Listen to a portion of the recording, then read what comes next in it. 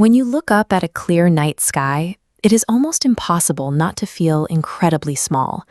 The sheer scale of the cosmos has a way of shrinking our daily lives down to a fraction of a speck. We have managed to map out distant galaxies and decode the human genome. We know exactly what we are made of. Yet, despite all this data, many of us still carry a quiet, persistent sense of emptiness inside. A professor at a university in St. Petersburg, speaking for many former atheists in the former Soviet Union, spent his life looking for the ultimate meaning of life entirely through empirical scientific research. He found that looking into the vastness of the universe through a telescope only seemed to magnify the void in his own soul.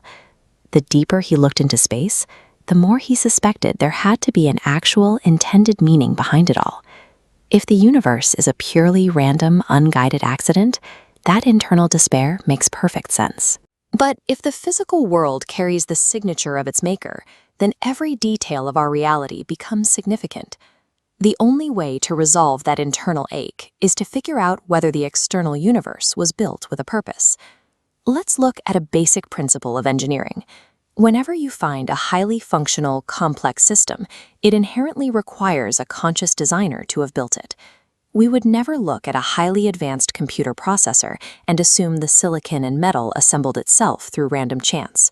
So, how do we view biology? Dr. Arthur Conklin, a prominent biologist, looked at the extreme statistical improbability of life originating by pure accident and made a striking comparison. He stated that accidental life is mathematically equivalent to an explosion at a printing house accidentally producing a perfectly formatted, complete dictionary. When the math shows something is astronomically improbable, an objective observer has to start looking for deliberate architectural choices hidden right in front of us. Recognizing our reality as a meticulously designed system changes our status. We go from being an anomaly of cosmic chaos to an intended creation. We don't even have to look at the stars or run abstract math to see this. We can just point the lens inward. This anatomical model shows the immense structural complexity of the human nervous system and internal organs. The sheer density of these interacting networks is a masterclass in biological engineering.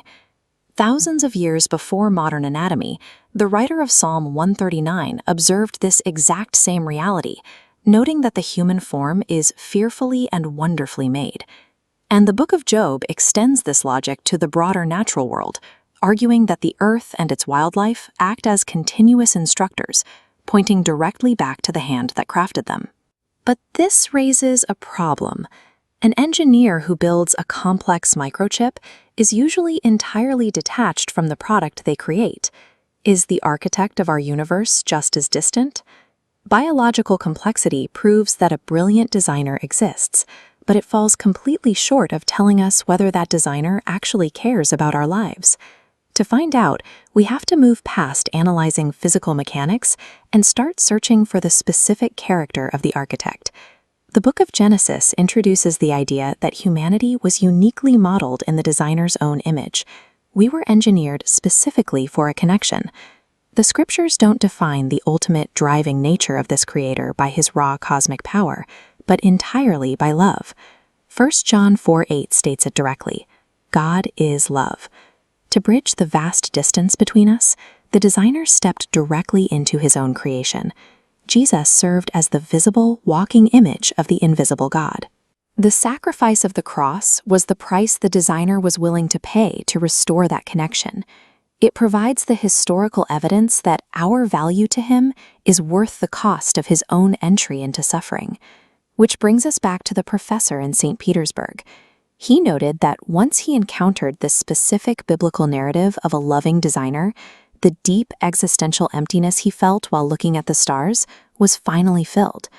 The physical universe gives our scientific minds the proof we need to see a creator, but it is only a deeply personal relationship with him that can satisfy our souls and bring us true peace.